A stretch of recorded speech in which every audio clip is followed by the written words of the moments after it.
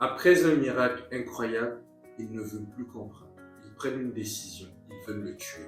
Jésus vient de ressusciter Lazare, un signe immense, un signe qui ne laisse pas indifférent.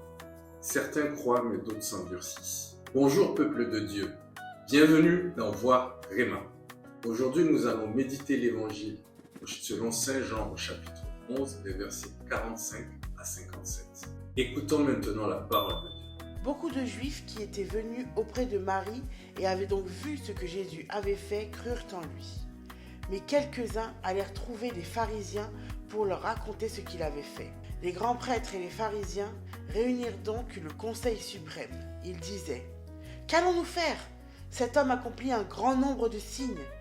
Si nous le laissons faire, tout le monde va croire en lui, et les Romains viendront détruire notre lieu saint et notre nation. » Alors, l'un d'entre eux, Caïphe, qui était grand prêtre cette année-là, leur dit : « Vous n'y comprenez rien. Vous ne voyez pas quel est votre intérêt.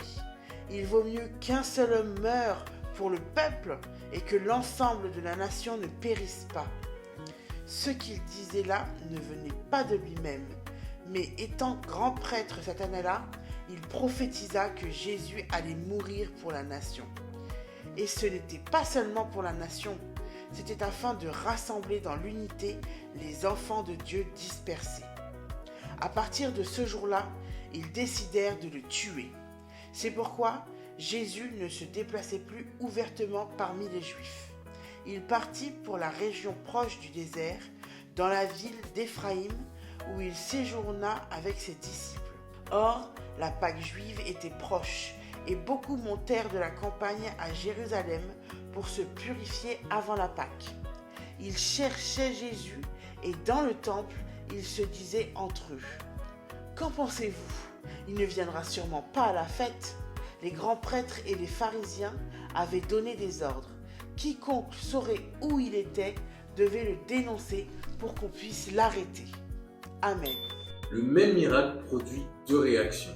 Certains croient, d'autres dénoncent, le cœur de chacun est révélé. Les chefs religieux ont peur, pas de Jésus, mais de perdre leur pouvoir. Alors ils décident, il vaut mieux qu'un seul homme meure. Sans le savoir, ils prophétisent. Ce qu'ils veulent pour détruire, Dieu va l'utiliser pour sauver. Dieu transforme tout, même la haine, même le rejet, même la mort. Ce qui semble être une défaite devient une victoire. Et nous, comment réagissons-nous à Jésus ? Est-ce que nous l'accueillons vraiment ou est-ce que nous le mettons de côté quand cela nous dérange ? Suivre Jésus, ce n'est pas à moitié, c'est jusqu'au bout. En conclusion, leur décision est prise. Mais Dieu a un plan et rien ne pourra l'arrêter. Prière.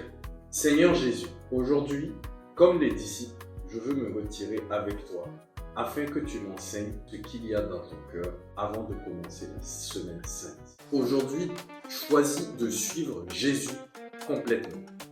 Et si cette parole te parle, partage-la et abonne-toi à Voir Réma.